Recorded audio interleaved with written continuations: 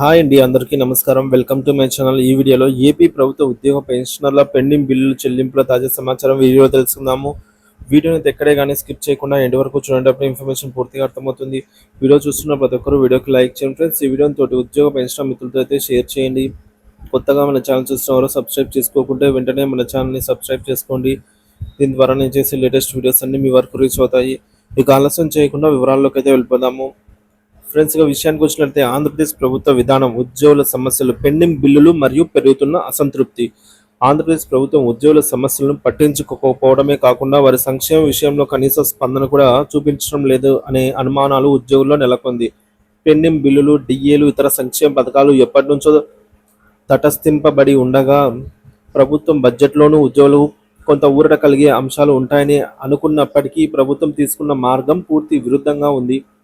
ఉద్యోగుల సమస్యలు మరియు పెండింగ్ బిల్లుల క్లియరెన్స్ పై అనిశ్చితి. పెండింగ్ బిల్లులు, ఉద్యోగులకు రావాల్సినటువంటి అనేక బిల్లులు ఇంకా నిలిచిపోయాయి. డిఏ బకాయిలు, ఉద్యోగులకు అనేక నెలలుగా పెండింగ్లో ఉన్నటువంటి డిఏలను చెల్లించే దిశగా ప్రభుత్వం ఎటువంటి నిర్ణయం తీసుకోలేదు. పిఎఫ్ మరియు పెన్షనర్ల సమస్యలు, రిటైర్డ్ ఉద్యోగులకు కూడా రావాల్సినటువంటి పిఎఫ్, ఇతర ప్రయోజనాలు కూడా ఎదురు చూస్తూ అధికారుల చేతుల్లో ఆటలాడిపోతున్నారు. సూపర్ 6 హామీలు మరియు ఇతర వాగ్దానాలు, ప్రజలకు ఇచ్చిన హామీలను అమలు చేయకుండా తత్సారం చేస్తూ అప్పుల మీద అప్పులు చేస్తూ వాటి ప్రయోజనం ఏమిటో కూడా స్పష్టత ఇవ్వటం లేదు. జీతాల జమలో జాప్యం, ఆర్థిక సంక్షోభం. ముఖ్యమంత్రి ప్రతి నెల 1వ తేదీన జీతాలు చెల్లిస్తామని ప్రకటించినప్పటికీ ఈ నెల 1వ తేదీ అయినా సరే అనేక మంది ఉద్యోగులకు జీతాలు జమ కాలేదు. 3,600 కోట్ల రూపాయల టెండర్ రాబోయే మంగళవారం 4వ తేదీన కోసం వేసిన ప్రభుత్వం ఆర్బీఐ నుంచి అప్పు తెచ్చే వరకు ఉద్యోగుల జీతాలు అందవా అనే అనుమానం అందరిలో నెలకొంది. గడిచిన మంగళవారం 1,000 కోట్ల అప్పు తీసుకున్న ప్రభుత్వం మళ్ళీ 3,600 కోట్ల రూపాయలు అప్పు తీసుకునుంది. కానీ ఈ మొత్తం నిజంగానే ఉద్యోగుల జీతాలకే వెళ్తున్నాయా లేక వేరే దిశగా వెళ్తున్నాయా అనే ప్రశ్నలు విపక్షం నుంచి వస్తున్నాయి. ఉద్యోగులకు డబ్బులు అందాలంటే ప్రభుత్వం తప్పనిసరిగా అప్పు తీసుకోవాల్సిన పరిస్థితి ఏంటి? ఇది ఆర్థిక మేనేజ్మెంట్లో వైఫల్యం కాదా అని అయితే ప్రశ్నిస్తున్నారు. ఉద్యోగ సంఘాల నిర్లక్ష్యం, రాజకీయ ప్రభావం. ఉద్యోగ సంఘాలు ఇంకా స్పష్టమైన నిర్ణయాలు తీసుకోలేకపోతున్నాయి. మొన్నటి ఎమ్మెల్సీ ఎన్నికల్లో కూటమి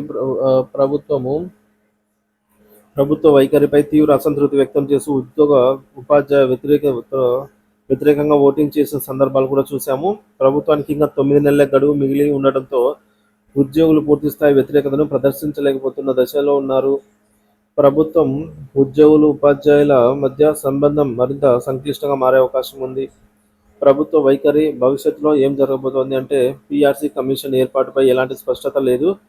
అంతకుముందు ప్రామిస్డ్ అయిన ఐఆర్, ఇంటీరియం రిలీఫ్ అమలు చేయడంపై ప్రభుత్వం నిశ్శబ్దంగా ఉంది. పెండింగ్ బిల్లుల క్లియరెన్స్ పై స్పష్టమైన టైం లైన్ ఇవ్వకుండా సమస్యలను వాయిదా వేస్తూ వస్తోంది.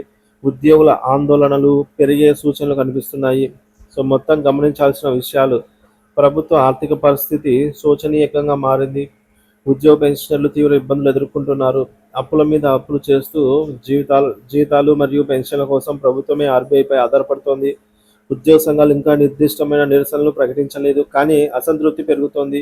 రాష్ట్ర ప్రభుత్వం ఉద్యోగుల సమస్యలను పరిష్కరించేందుకు ఏ నిర్ణయం తీసుకుంటుందో వేచి చూడాల్సిందే. ఈ సంక్షోభం ఎంతవరకు దారితీస్తుంది? ఉద్యోగ సంఘాలు ఏ విధంగా స్పందిస్తాయి? త్వరలో ఏ నిర్ణయాలు తీసుకుంటారు అనేది వేచి చూడాలి.